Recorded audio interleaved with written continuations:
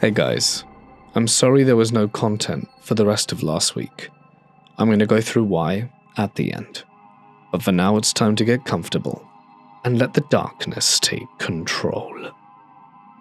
I grew up in Eastern Europe, listening to stories older than the houses we lived in, which were old as well.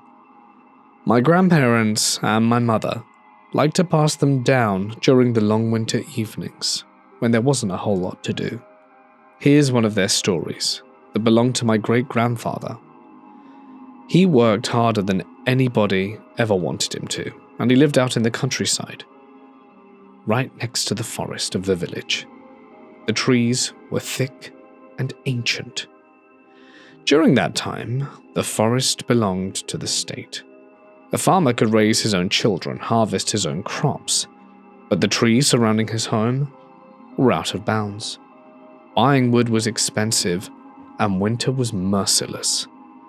So, there would be times when people would slip into the forest in the dead of night, hoping to take away what the government refused them. Axes in hand, quietly trying to chop some lumber. Well, one cold night, he decided he had no choice. The family's wood pile had dwindled. The frost had already begun to creep under the doorframes. So, he went.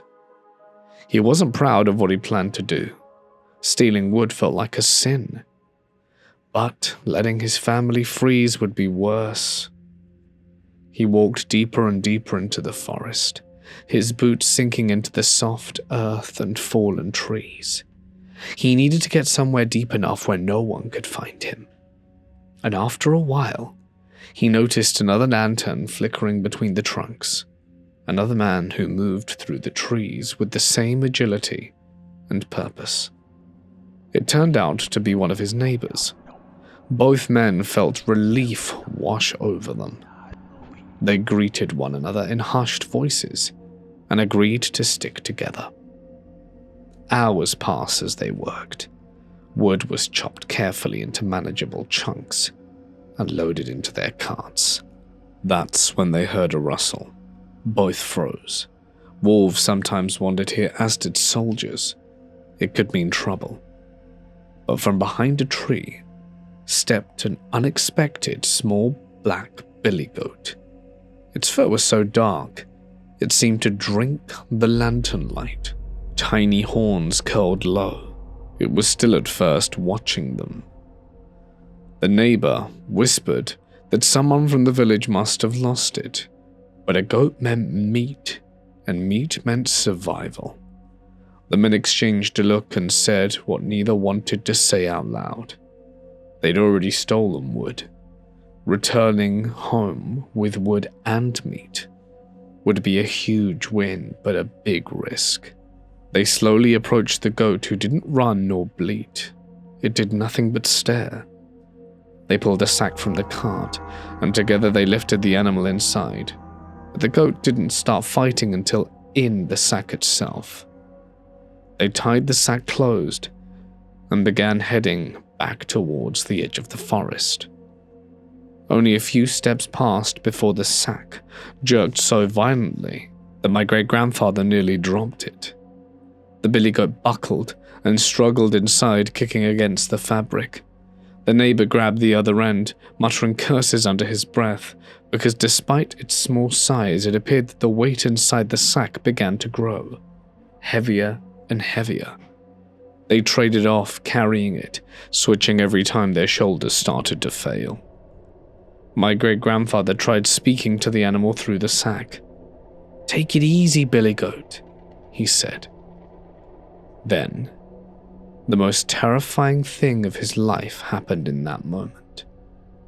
From within the sack, the billy goat said the same exact words. "Take it easy, billy goat." They stopped. They had heard it come from the sack. They were both trembling. It was at that moment, paralyzed with fear, that my grandfather made a critical decision. He reached for his pistol, pointed it at the writhing sack, and shot through the fabric. The sound exploded through the silence. He expected blood to spill, a dying animal scream. But there was no noise. The sack stopped moving instantly and became weightless. The fabric deflated, collapsing in on itself like a balloon cut from string. He kicked it open with his boot, but the sack was empty. Not a single drop of blood, not a tuft of fur, not a damn thing. Both men stared in disbelief. The neighbor made a sign of the cross. My great-grandfather shook his head as he lowered the pistol. The two men didn't speak much during the walk home. When he did return, he set the wood behind his house quickly, as if afraid the forest would come to take it back. He never told his children about the goat that night. The story belonged to the adults. Years later, when the country changed hands and the rules changed again, the story found voice. My mother and grandparents would retell it to me by low lamplight. They always said the same thing. My great-grandfather and the neighbor had entered the forest with thievery in their hearts, and they meant to take what they knew was forbidden.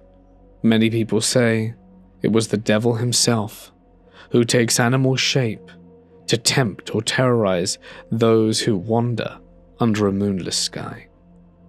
No one can prove it, of course, but my great-grandfather was apparently a straight shooter, never lied, and never made up tales.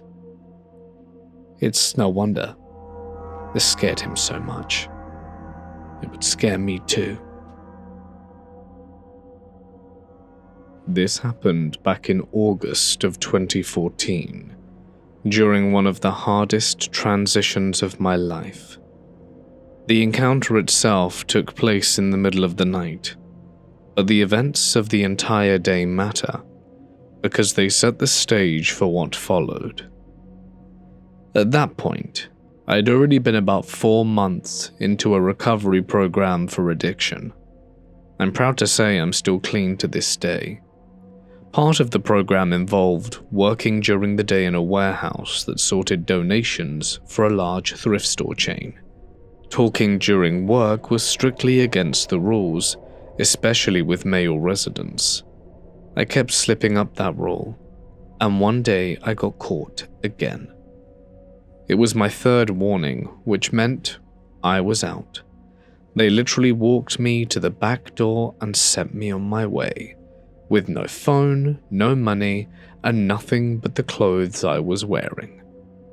We barely earned enough for snacks, so I didn't even have enough change in my pocket. I walked to a nearby liquor store and asked to use their phone, and I called my stepdad. I'd arranged for him to pick me up at the train station.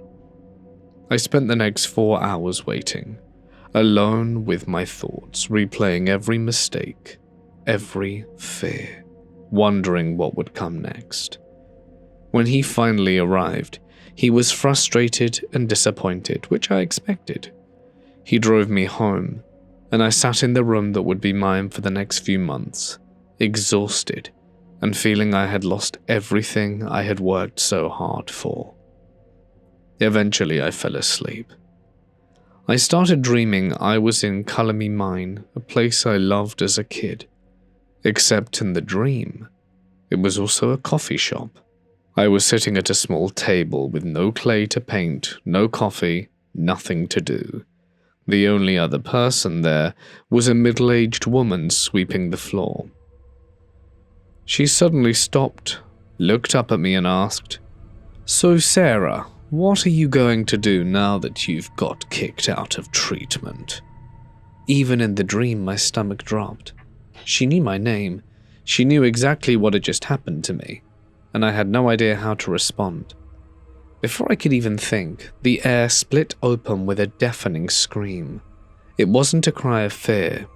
It was rage, pure and violent. The woman stared at me with such a blank expression while the scream shook everything around us. I felt the terror rip through me, and I jolted awake. Only the scream didn't stop. It kept going, roaring in my ears. I sat up in bed, shocked and waiting for my mum or stepdad to burst into the room asking what was happening, but they didn't come. The scream faded away on its own, leaving my room disturbingly silent. That silence lasted only a moment. I felt something stand to the left of my bed, right in front of the window. When I turned, I saw it. A woman, or something shaped like one, sickly and twisted, her mouth stretched open like she was snarling and glaring at me. But I was awake. I stared back and began to pray. It was instinct. I had come from a Christian-based program, and prayer was the only weapon I felt I had at that moment. I prayed, and she faded. I looked around the room, shaking but strangely no longer afraid. I lay down and somehow managed to fall back asleep. The next morning while making coffee, I told my mum everything. She insisted it must have been one long dream, including the part where I sat up. She said the scream couldn't have been real, and neither was the figure. But I know what I experienced. I woke up to that scream. I sat up while confused. I saw that entity standing by the window. It's been more than 10 years, and I still remember every second of it with perfect clarity. I will never forget it. Sometimes I believe whatever that thing was appeared because I was still determined to fight for my life. It felt angry that I'd refused to give up, like it wanted me to suffer or relapse. It radiated hatred, as if my recovery threatened it somehow. Whatever that thing was, it didn't want me to get better. And that is why I think it showed itself. I live in East Tennessee, in the Appalachian Mountain area. I'd compare it to a rainforest sometimes, with all the vegetation and dramatic mountain terrain. If you've ever been, you'll know what I'm talking about. I live at the base of a mountain at the end of a gravel road, at the end of a line of cabins, and it can get spooky at times. This story happened in late summer of 2021, mid-August. We had a family from Honduras living in the house next to us. The father spoke a little English, and the daughters spoke some, but the wife and her sister, Maria and Anna, didn't speak any. I had gone over there a few times, just to get to know them, but I didn't speak Spanish.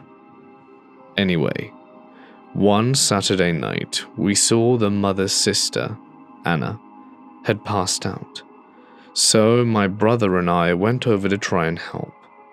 She was completely unconscious and had white foam coming out of her mouth. We thought perhaps she'd had a heart attack. We did CPR, but she was still breathing, and all her vitals appeared normal. Fast forward and the EMS get there, put her in the ambulance, and they run an EKG and push 4 to 8 milliliters of Narcan to reverse the possible overdose. It didn't appear that a single thing was wrong with the woman.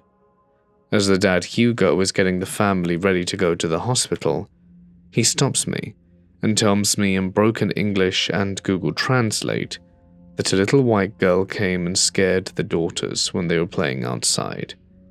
And then it took her, as in Anna. At this point, my brother and I are freaking out a little.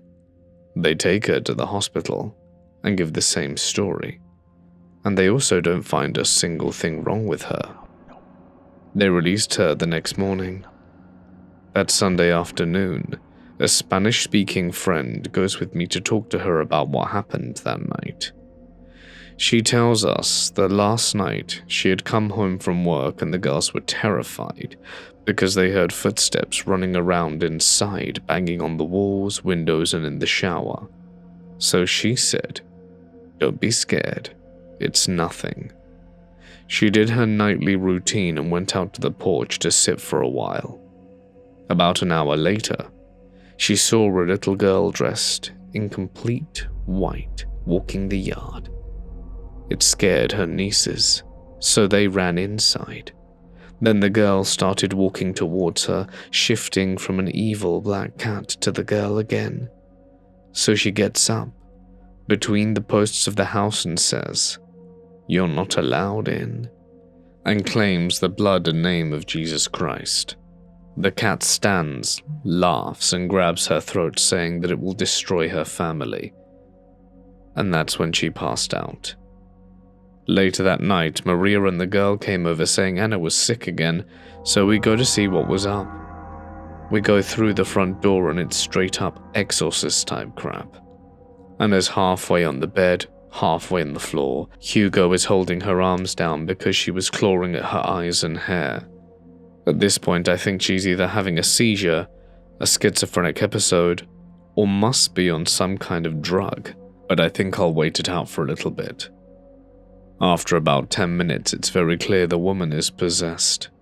She's writhing on the floor, clawing her eyes and hair, and biting her tongue and lips so aggressively, we put a stick between her teeth to stop it, which she bites in half. It's nothing like I've ever seen. Hugo takes out his little St. Joseph statue and starts waving it over her head. She laughed like it was a joke. She had her eyes closed throughout all this ordeal. So we call our Spanish-speaking friend, and he starts praying and reading the Spanish RVR 1960 Bible over the phone. She hates that. And every time he says the name of Jesus, her eyes pop open, and she tries to claw the phone from our hands. Now, mind you, this woman is like 200 pounds and barely 4 feet tall, but she's about as strong as an ox, and in this state it takes 3 of us to hold her down. Maria gets some holy water they have, and I put a few drops on her forehead. She reacted to it like we were applying acid. She freaks out so badly, shaking and clawing to get it off. So I put on a little more with the same reaction. Now, the holy water is nothing more than a bottle of Deer Park with a ribbon around it, but an hour goes by and she starts calming down. And then she gets up like she's back to normal. She's talking and hugging Maria when we think we all good. Then she makes a mad dash for the front yard, mumbling something in Spanish. Hugo freaks out and tackles her to the gravel like a defensive lineman. She's looking past us into the darkness at someone that we can't see and asks for meat. It's a strange request. She asks for water, which we give, and she takes the bottle of holy water and chugs it completely unfazed, then attempts to eat the bottle. Hugo and Maria take a cigarette and blow smoke in her face, and she gags and coughs. Then she says, "Lucifer is here." And Hugo and I look at each other, just about terrified. She's looking all around us at things in the yard we can't see. I call it tracking with her eyes, like she would be looking at us and at something right behind us or beside us. We take her back up on the porch and sit her down, and she looks over at his truck parked in the yard and says, "Lucifer is over there." And all the lights on the truck come on. We're all low-key freaked out at this point. Our friend is still on the phone listening to what's going on, and he suggests Hugo to burn all his Catholic religious items. So Hugo takes a statue of St. Joseph, the rosary beads, votive candles, pictures of the saints, and burns them all in the front yard. Now Anna doesn't like it at all. She gets mad but can't do anything because we're holding her hands away from her. The fire burns for an hour, and every time one of us goes near it, no matter which way she's facing, or even when her eyes are closed, it seems like she can sense us near the fire, and she'll watch us with creepy eyes. So we try to put her in a more comfortable chair and hold her up, because it seems like she's gaining consciousness, opening her eyes more and looking around, tracking things out in the dark. Well, when she looks at these things, she'll act out more in order to keep her from looking at them. We put the Spanish Bible directly in front of her eyes, which she doesn't like. After a while, she starts talking semi-coherently to Maria and Hugo about what's happening. She tells them she wants to be with the spirits behind the house running through the woods. Then as she's talking, all of a sudden she just stops, jerks her head to the right of the house, watching what she described as a very tall woman dressed in white with white hair and face, walked all the way around the house, then go right past the kitchen, bang around inside looking for food, find water and drink it, and then get mad because we didn't feed it. As it walked out the house, it tells her to read Psalm 91 and goes and stands in the yard about 40 feet from the house by a big dead tree. She says it then climbs the tree, sits on top waiting for us to feed it, and it tells her that it wants food and not to try and leave. So we go inside, put Anna into bed because she seems to be getting rattled, but she doesn't stop looking through the curtains to the porch, telling us the woman wants to eat. But my brother said, when we had our backs turned, a massive raccoon came up and ate the food, then ran under the porch. But where it ran to is a dead-end corner with nowhere to go. It just vanished. Anna is looking out, watching something very intently. She tells us the Blanca muchacha is eating the food incredibly violently, like an animal, and making a large mess, then goes on to eat the trash left from the food. She slowly comes back and starts talking to us, which I don't understand. Hugo and Anna tell me they've always had weird things happen in that house. I leave them with the Spanish Bible and head home. At this point it's 4 a.m. My brother has already gone to bed when we started to return. I go to work the next morning as usual, and figured the demons got sick of us and left that night. But it was not to be. That Monday around 10, I'm heading to bed, and I see a truck pull up. I go say hey, and it's a group of 4 Hispanic Christians that have come for Anna's demon problem. The pastor of the church, his wife, and 2 other women. Only one speaks English. Hugo sets up some chairs and a table, and that Honduran hospitality. She has set out coffee and cookies, and we sit around chatting. I can only assume what's been going on. They get out a booklet with a sheet that says Oración de Confesión General de Pecados, and start praying, repeating what the sheet of prayers says. They get about halfway through. Anna is covering her eyes and mumbling, then falls to the ground and starts seizing. Then Hugo and I hold her down, while the pastor and the others watch her behavior. At this point it's pretty mild. She's still got the whole eye and hair claw deal going on, and the family and them are talking back and forth about her story, I guess. So they finally decide it's a few different demons, and they get to work expelling them. The pastor kneels over her head and commands the demons to leave in the name of Jesus. They refuse, so he commands them to tell their names. They struggle verbally back and forth for a while, but eventually they give him their names. Then he'll bind them by the name of Jesus and cast them out. Every time he casts one of them out, he starts it by saying, Afuera, afuera en el nombre de Jesús. Then after a few minutes of the demons yelling and screaming and twisting her, she'll throw up. Then the spirit of the pastor, bound by name, will leave and she'll get weaker. They explain every time a demon leaves the person, they expel something physical. And that night, they cast out 4 demons. It went on for hours. We left at 4 a.m. Hugo and Maria thank us profusely, and Anna goes to bed completely worn out. The next day, I didn't go to work as it was raining.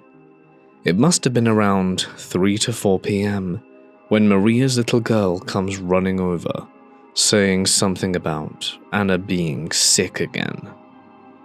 My brother and I reluctantly go over, and this time we see Anna on her bed, acting as if she's got intense stomach pain. I figure she's sick, and try to ask her what was going on. That's when she tells me the Bible I left is sitting on her desk across from her bed, and it keeps closing itself. She says something about the mirror behind it, and someone watching her through it, or something like that. Then she starts falling off her bed and lying on the floor. I'm stumped as to what to do. She gets up and walks back and forth between the bathroom and her room with me following. After a minute of this, I just sit down and talk to my brother, and she just waltzes out onto the back porch. I figured I'd better see what's going on because she'd been gone a minute. I round the corner, and she's hanging by her arms from the beam over the railing in an attempt to jump off. Can't let that happen because there are rocks underneath, and if the fall didn't kill her, there are countless other ways to get very severely hurt back there.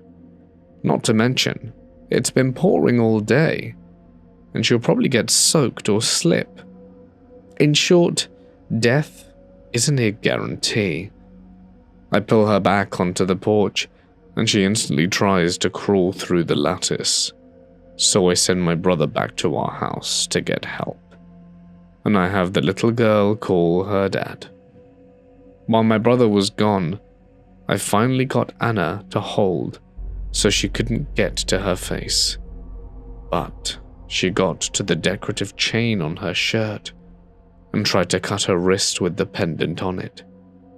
I wrestled it from her hand, and she attempts to eat the chain. I get her to the center of the porch and away from everything she can use to hurt herself. My brother gets back and somehow she gets her hand on a rope and tries to hang herself multiple times. Despite our attempts to take it from her, we'll take it from her, and as we've got it inches from her hand, she senses it, I guess, because she had her eyes closed the whole time, and she'll grab it and, quick as lightning, wrap it around her neck and tighten it. Hugo and Maria eventually get there and help us bound her down. He says the pastor and most people should be there in an hour, and while we're waiting, Anna calms down for a few minutes, then out of nowhere, starts seeing something behind us. She begins telling us what it is, and Hugo and Maria are freaking out. Then she starts crying, saying it's strangling her and starts choking up blood and has a very hard time breathing. She claws at her throat at an invisible hand staring right behind me, pleading with whatever it is to stop. Hugo and Maria are in tears and panic, and I am just sitting there helpless because I know there's nothing I can do to help. She goes limp for a minute, and we all think she's dead. But I check her pulse and she's just breathing slowly. We have about 5 minutes of calm, and she goes back into self-harm mode, trying to get something to hurt herself with. Her brother-in-law gets the bright idea to use sheets and towels knotted together as a restraining device. We wrestle her into a plastic chair, tie her with the sheets, and take care not to tie it too tightly, to not cut off circulation. We then put pillows behind her head, and did everything we could to make it as comfortable as possible.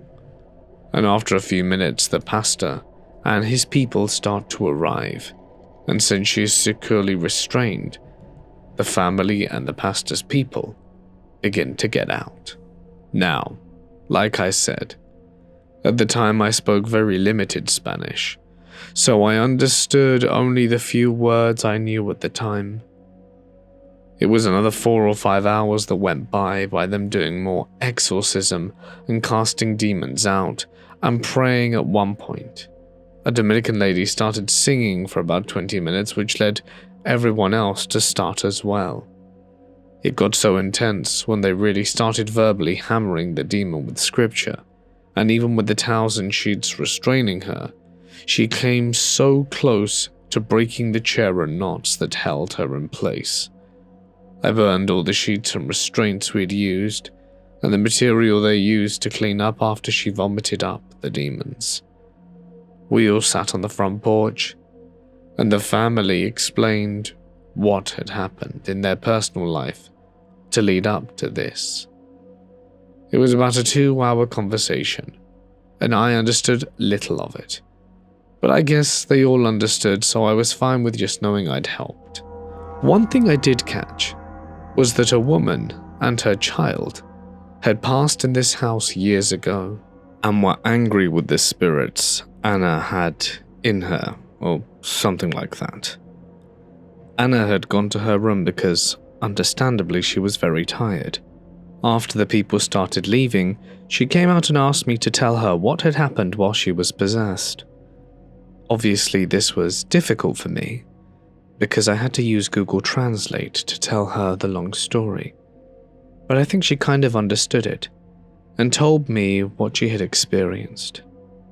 Basically, she said she had been taken back to Honduras, that she had seen her ex, or Maria's ex, can't remember which. She called him by name, and said he had a small group of men practicing voodoo on a doll that looked like her. She showed me a YouTube video of a man walking through an old Catholic graveyard at night. As he would go to certain places, she would pause the video and say, "I saw this," or "in a house-like tomb that had a stone altar in the back." The men were in there with the doll, and they were torturing her. There was a lot more, but as I said, it was all in Spanish and I could only grab bits of it. She told me the woman in white that haunts the place likes to sit in a big dead tree in front of the house with the little girl. Over the next few days, more odd things happened. The first, that Friday evening when I got back from work, they had moved out the house.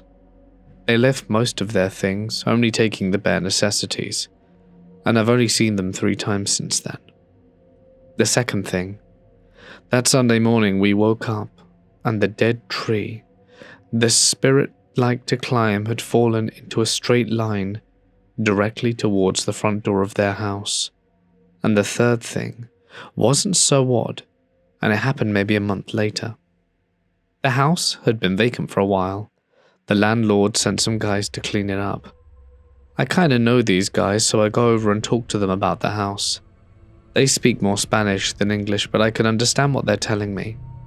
Basically, they had both lived in the house before and told me they had both experienced supernatural events, like hearing footsteps inside the house at night, violent poundings on the walls and doors, seeing faces in the corners of the windows, and one man had seen a woman in white, and an identical one dressed in all black with long dark hair and no face. The white one never really came inside, but the first time he'd seen the one in the black dress, it was hanging off the ceiling like a bat, and the second time it was sitting on the counter looking at him. He told me years ago some people had perished in the house under very suspicious circumstances. I've written this all out over the past month, as I'm very busy with work and whatnot. It's been almost a year since it happened, and there's so much that happened in those few nights that it kind of all ran together, and I'm sure between me not understanding all that was said and it being so long ago I've forgotten some minor details. But, to the best of my knowledge, I've recorded most of what's happened. Now you can believe my accounts of these events or not, it's up to you. But I tell you this. After that experience, I've come to take this matter very seriously, and it's more real to me now than it ever was before. Yesterday, we were at my friend's house. There were 3 of us, and we decided to play with a Ouija board. We created one and started asking questions. We got a few spirits at first. One was very nice and we could feel a good energy. It turned out to be my friend's grandpa. We asked him some questions to prove it, but then the planchette moved to some letters, and we didn't really see what it was. So I took a candle and looked at it, but I accidentally poured wax on the board, so we had to make another. After that, I felt like we stirred up the energy, and some random spirit came. We didn't know who it was. He said his name was Jacob, and that he was 17 when he died. I'm 17, and my friends are going to be 17 soon, and that he died the year 1993. He didn't tell us at first. At first he told us 7, and that he didn't want to say his name, but he never told us how he died. We asked, but he didn't want to answer. He then started spelling my friend's name, then mine, and then my other friend's name. So we asked, "How do you know our names?" It simply replied, "No." But then he spelled the name of our mutual friend, who we hadn't spoken about that day, and we thought maybe he came from her house to us, because we were there a few days ago. So we asked him if he was from there, but he said he isn't our family and he didn't die in this flat. Then we asked him how he got there, as it was about 30 kilometers from that city, and if he heard us or felt us in the Ouija board. He replied simply, differently. He also was communicating really fast. He even pointed with the planchette to where he was sitting. Then I joked, "If he's okay with it, I'm not straight." Then he replied, "Me too." And my friend was like, "No, this feels weird. It was too similar to us." And he was always positive about us. Then he spelled B-I, and that was the last thing because the planchette started going Z-U, Z-U. I thought that was bad.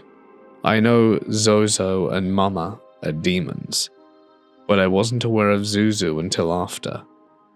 I was stunned, and then he spelt my name again. I said, "Okay, this isn't good," and he started doing it again. I was yelling at him to stop, but it didn't, so we decided to say our goodbyes. Like I said, it was only after that I discovered that this Zuzu is apparently a dangerous demon from the Ouija board, one that is best left undisturbed. I think I dodged a bullet with that one, and I haven't played with a Ouija board since. As a teenager, I was heavily into witchcraft. I was in fact born into a family of witches, and you could say it was in my blood.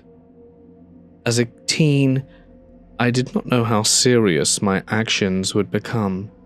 I had 4 friends who all had the same interest as me, and we all had what you would call our own little coven. We had done plenty of spells and seances prior to meeting a new guy at our internet cafe, which were very big when I was in high school. If you wanted to get on the internet, you had to sit in the cafe, order some coffee, and then you could be there as long as you wanted. Back to the point. We met this guy in the cafe, and we all started talking about our stories of supernatural occurrences. The guy, called Jason, said, "Hey, you should all come over to my house. It's haunted, and I'll guarantee you'll be able to see some ghosts there." I don't want to change the story, but since I was a child, I had been haunted by ghosts. One of the houses that was haunted that I used to go to all the time was my dad's best friend's house. I actually almost drowned in their pool once, but that's a story for another day. Anywho, we're walking down the block towards his home. No idea where it actually is. And then we hit it and he says, "This is my house." I look over and realize it's my dad's best friend's house from when I was a child. I didn't even realize they'd sold the home. I really thought they still lived in it, but clearly It was no longer occupied by friends or family.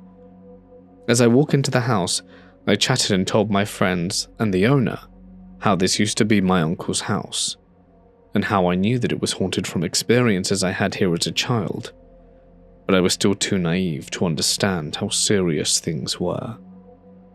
As we stepped into the house, memories flooded back to me. All the times running up and down the stairs in my rainbow-bright pajamas. I was afraid to walk down the hallways alone, afraid to be alone no matter what. It was such a beautiful home. His mother was there and she seemed fine with the fact that we were all there and what we were all doing at the time. In fact, she even smoked a J with us. Not a good example of a parent, but hey, we're kids and we didn't care. Eventually, Jason decided to lead us upstairs to his room. As we approached his room and walked towards the door, he opened it, and I saw swords hanging everywhere all over his walls. He had 2 big aquariums filled with snakes, and he persisted to tell us how he liked to do magic with the snakes too. He pulled a large sword off the wall, with a beautiful ruby in the middle. I looked at it and said to myself, wow, that's a pretty sword. I began to get excited, but at the same time there was this feeling in the pit of my stomach of something not being quite right. Jason grabbed the sword and said, "All right, we're going to the attic." As we made our way up, the first thing that I noticed was a large mirror centered in the attic. All of us could see a reflection as we walked in. He asked us to go further, to the side of the attic where there was nothing, and told us to lie down in a circle, and that he would lay in the middle with his sword, and that's how he would gain the magic. He began to chant, asking us to repeat them. When we were doing so, something told me to open my eyes. As I did, I noticed a large light above my head, purple, orange, and green swirling all around me. I looked over to my friends and I realized I could see what I believed to be their auras at that moment. The one in the middle was Jason's, and it was pitch black. I got scared at that point. I didn't know what to think. I had never seen anything quite like that at the time, so I was very confused. My eyes were open, my concentration was lost, but everyone around him was still chanting. Finally, I heard a raspy, demonic voice say very ominously, "Fallon, I need something from you." My body shivered. I dared not to ask what he needed from me. I knew what it was, but why? Why couldn't I just get up and leave? And that moment I asked, "What do you want?" A large amount of time seemed to pass, but it was mere seconds. And then the ominous, demonic, grumbling voice said, "I want your soul." I froze in fear. I was afraid to move or speak. Then I heard it say it even louder. At that moment, I was completely freaked out. I jumped up and ran for my life. I got downstairs and realized none of my friends were behind me. No one was around. No one else seemed to have heard or seen anything. It was like they were all in a hypnotic state. His mother asked me what was wrong, and I began to explain something wasn't right with her son, and she said, "Oh no, not again." You already know when you hear something like that something bad has happened. I asked for the second time that night, when I probably shouldn't have, "What do you mean?" She said the last time he got like this a few weeks ago, he threw the dining room table at her. I began to get nervous, but I didn't want to go back upstairs to get my friends, but I was afraid for them. So I prayed. It was the only thing I knew how to do. I prayed they would come down quickly, which seemed like forever, but it was 30 minutes, and they all came downstairs laughing and talking as if nothing had happened, not noticing that our new friend Jason's eyes were not his own. He sat down on a bench by the stairs and stared at the floor, making a deep moaning sound. My friend asked what he was doing, and when I looked at him, I told them we had to go. They all seemed to rally behind me, not really caring why I wanted to leave, And as we got outside, I started to tell them everything that happened and asked them, "Why did you guys stop? Didn't you see what happened?" They all looked at me crazy. "What are you talking about? We didn't even realize you'd left."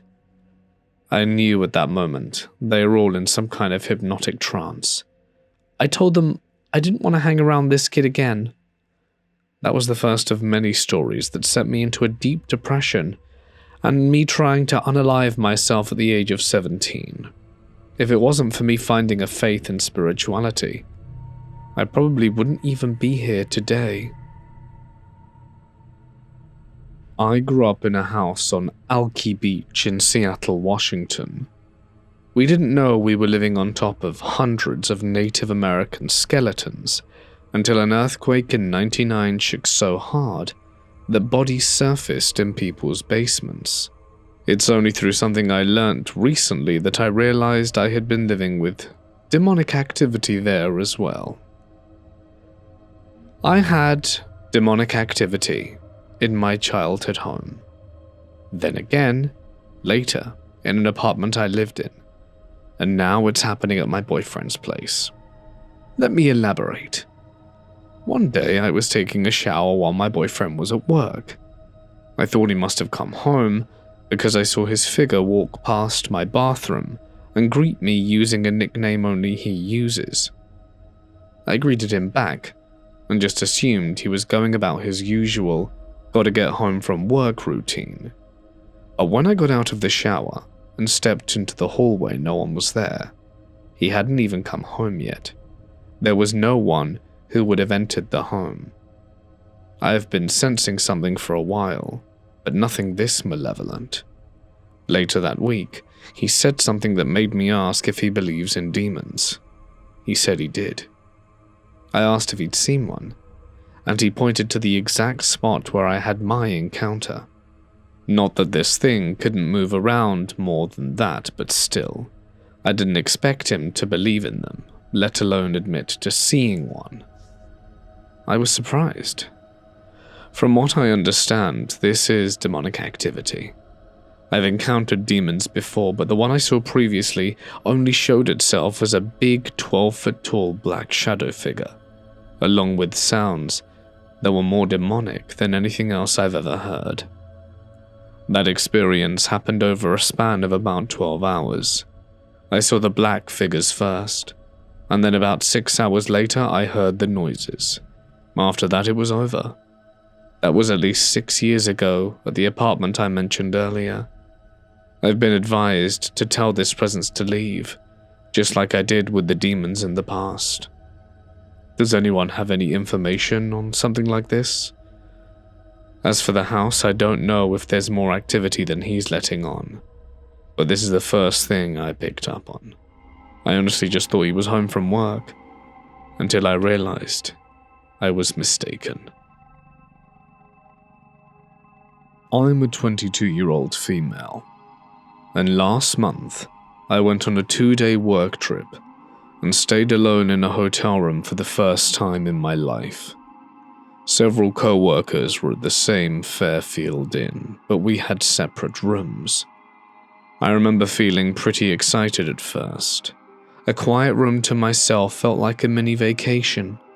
I planned to relax, watch some Netflix, and get a solid night's sleep before my early morning shift. I turned in at around 9 or 10 p.m., grateful for the soft mattress, the hum of the AC, and a chance to unwind without anyone else around. Then at around 5 a.m., everything changed. I woke up suddenly while lying on my right side. There was no sound, just a sensation that someone sat down on the bed right next to me. The mattress dipped hard enough that I felt my body shift with the weight. I froze. It wasn't the creeping fear of a possible intruder. It was worse. Something in me knew that if I turned around, I would not see a person. The presence behind me felt wrong, heavy in no way living things feel. Cold dread then crawled up my spine. Every instinct screamed that I was not alone. Unable to move, I started whispering the only thing I could think of. "Lord Jesus, I trust you." Repeating that line over and over became the only thread anchoring me to courage. After what felt like a full minute, though it might have been only seconds, I finally forced myself to flip over. My heart was pounding. The room was still dark, but I scanned every shadow. Nothing. No one. The mattress slowly rose back to its normal shape, as if whatever had been there had lifted itself away without a sound. I stayed awake until sunrise, gripping the blankets, trying to rationalize what I felt. Maybe my brain played a trick on me while I was waking from a light sleep. I'd seen plenty of creepy paranormal videos on my social feed recently, so maybe that fear seeped in my dreams. That's what I hoped anyway. Still, something about that moment felt too real. I've never felt a sensation like that in my life. It wasn't confusion or grogginess. It was far too sharp. It felt like my body knew the truth before my mind could even accept it. Part of me still believes I had a direct encounter with something spiritual, something that wanted to be acknowledged. I don't know what it was. I just know the room wasn't empty. Has anyone else ever experienced anything like that? I think it was probably a demon. This happened back in 2018. My friend and I both attend churches on a regular basis, so talking about things that have to do with spiritual battles, ghosts, demons, and the devil was something we would chat about from time to time. So when this event took place, the show Chilling Adventures of Sabrina came out on Netflix. I'm sure you've heard of it. I've watched it and would tell my friends about each episode. But as the episodes progressed, the show seemed to get darker and more focused on Satanism, which I didn't expect. In hindsight, I should have. It wasn't really about a witch trying to fit into the mortal world anymore, but pretty much the worship of Satan. I would tell my friends about all the weird and creepy stuff like sacrifices that would go on in the show, and he would make jokes and say, "If you keep watching that satanic stuff, it will manifest and you'll see Satan standing at your door." Or, "You're gonna go to hell for watching that dumb stuff." It was funny, but I never really thought about it and kept watching anyway. The whole reason I was getting freaked out is because I'm a firm believer that when you surround yourself with bad and negative things like that, you're just inviting evil entities into your life. Now here's what happened that made me second guess everything. I remember this specific day I had lectured to go in the next day, so I went to sleep at a regular time, not too late. The next morning I wake up and get a text from my friend and he says, "Why would you call me at 3 a.m? Now I read that and I'm confused. I thought to myself, I didn't call him. So I check on my phone's call log and he was right. I had, but I was asleep at that time. So I make a joke about it being the devil that calling him from my phone to try and make light of the weird situation. But he sends me a screenshot of the call log. It was at 3:33 a.m. Then my friend makes a joke.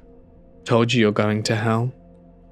I start to get a little panicked at that point, because how is it possible that a random call gets placed at that specific time when I'm not awake? It could have been at any time, but why that specific one? I tried to rationalize it and told my friend that I sleep with my AirPods while listening to white noise, and maybe I turned in my sleep and somehow clicked my AirPod twice and called him. I was really trying to make sense of the whole thing. But it was the only rational thing I could come up with. But I just put it out of my mind. Later that day I watched another episode of the show, and the number 333 came up, a punishment where they would burn in the pits of hell. I stopped watching the show right after. Too many coincidences adding up at once, and I didn't like it. I got the chills just sharing this. That's my story. The closest thing I've ever come to encountering a demon. It was definitely frightening. I was 22 at the time, deep into the witchy vibe scene, candles, tarots, and all the spooky aesthetic that feels fun until it suddenly isn't. My partner Alex was 23, and into it just as I was. We had only been dating for about a month, but the chemistry sparked like flint. We met at a D&D night totally by chance, bonded over chaotic dice rolls, and the rest just flowed naturally. Our mutual friend Ty introduced us that night, and he later became the one guiding me deeper into the spiritual practices and rituals. Turned out the path had some bad juju hiding under the surface. Ty lived only about a 30-minute walk from each of us, which at the time felt cozy. That little detail will be important for later, so remember it. One night, Alex and I were driving around town, doing our usual late-night loop. It's a small place, so the roads feel like a circular track once you've memorized all of them. Cruising like that helped us unwind, just talk about life, playfully point out any animals we spotted wandering around the park. Our route always took us past Ty's place. His house sat right across from a park, which was dim as it was past midnight. We rolled up near the stop sign near his yard, and the second the car slowed, something inside me flipped. I glanced over thinking Alex would laugh and say, "Weird vibe, right?" Except she looked like she was watching the Grim Reaper speed walk towards the passenger side.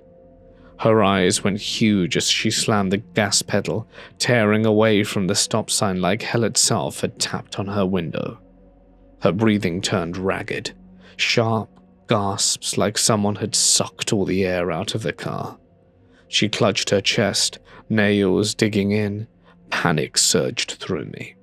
I kept asking if she was all right, if she needed me to take over the driving, but she just kept shaking her head and crying harder. It wasn't a normal panic attack, pure terror. She refused to pull over until she reached a place she felt safe. Once parked, she just crumbled into sobs trying to explain, but unable to get words out at first.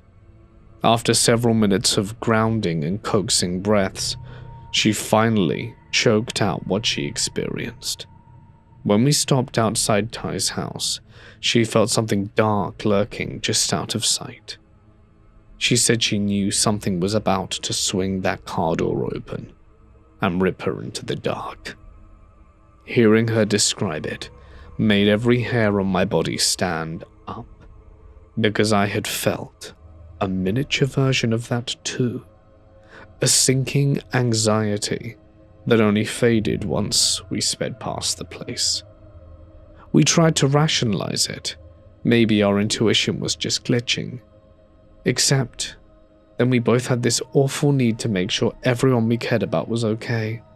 Alex called her mum and sister, and I called Ty and his roommates, and everyone was fine.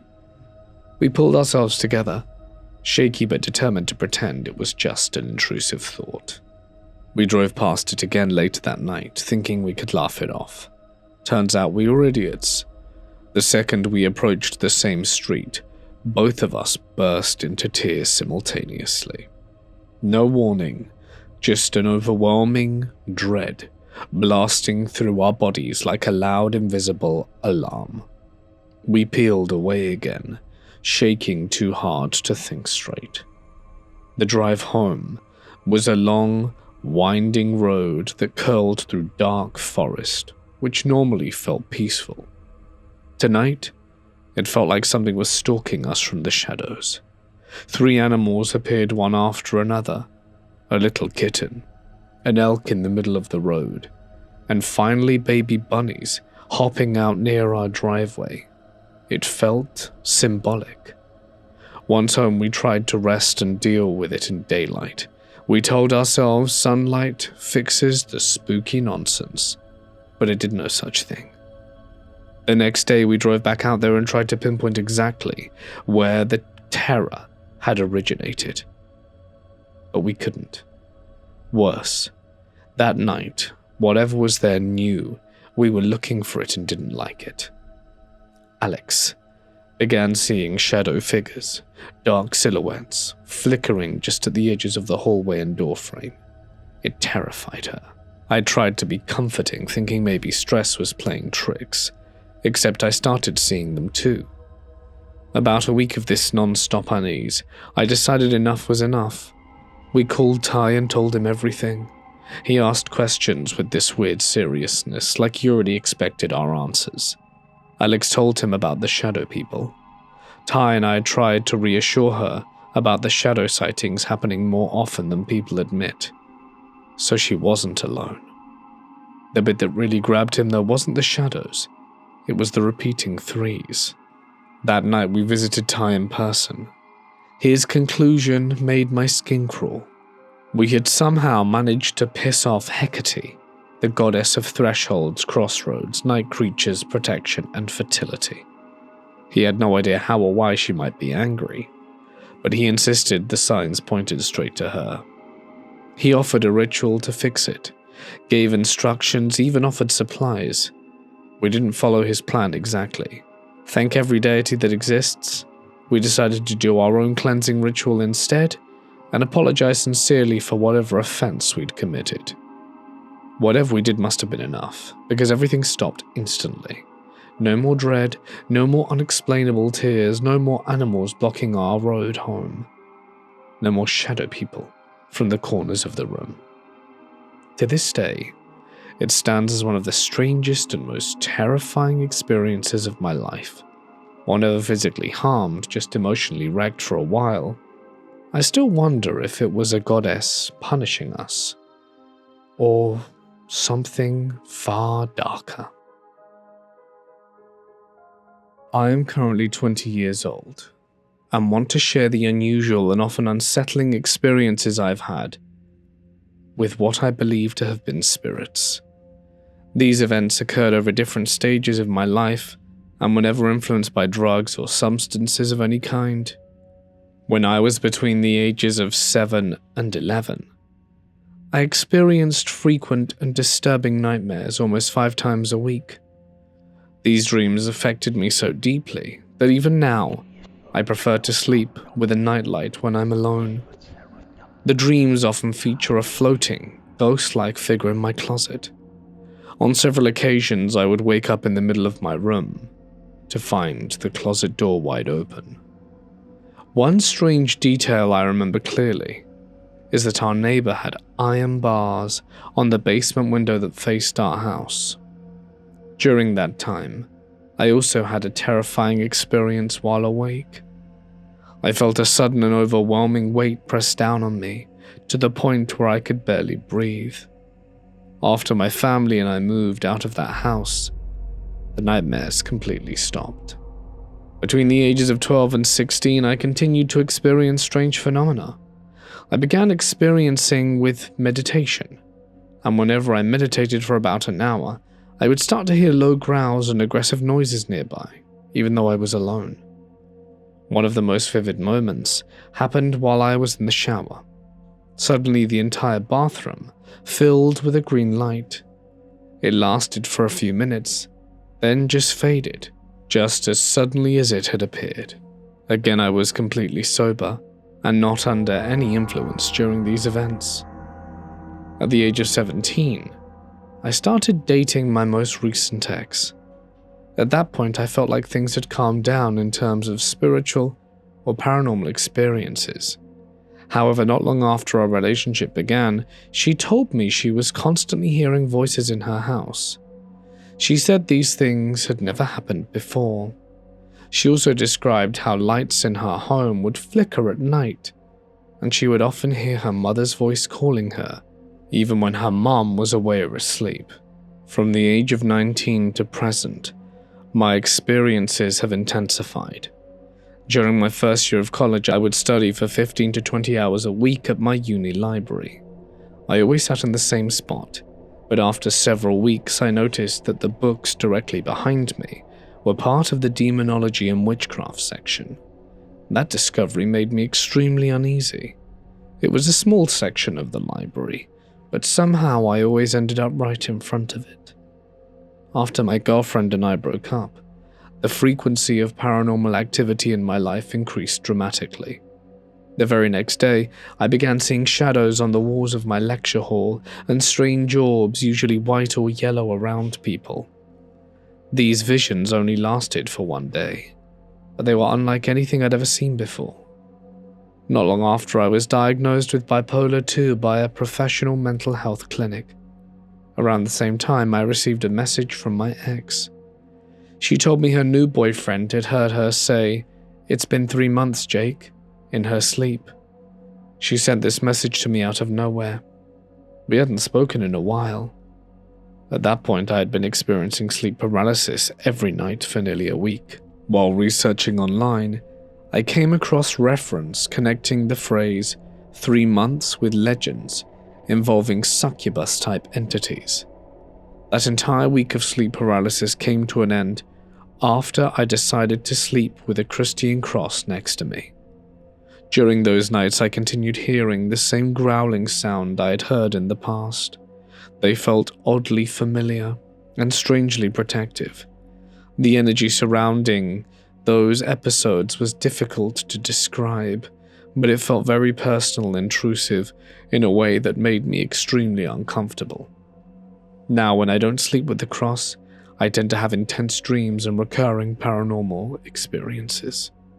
Even with it, I sometimes still wake up frequently in the night and have dreams with deeply emotional or suggestive undertones.